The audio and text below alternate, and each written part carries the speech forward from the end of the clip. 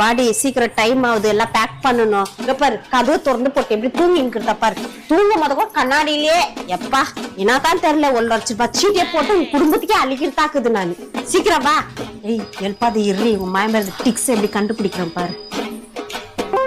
ஓ சுமார் மணியே எழுப்பிடாது, வாமணி தூங்கிட்டு இருக்குது. இப்ப பாரு இந்த மாதிரி போன் எல்லாம் வச்சுட்டு இப்படி கத்து வந்து போட்டா யாரும் திருடின்னு பண்ணா என்னடி பண்றது?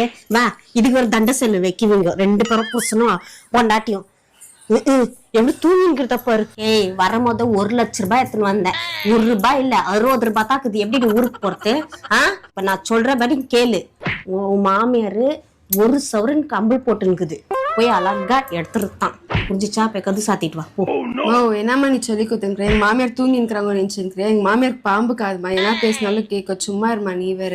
டேய் என் மாமியார் காதே பாத்துட்டுக்கிறேன், கொஞ்சம் வாய மூடு. கது சாத்திரி நன்றி. ஏய் வாடி வரா.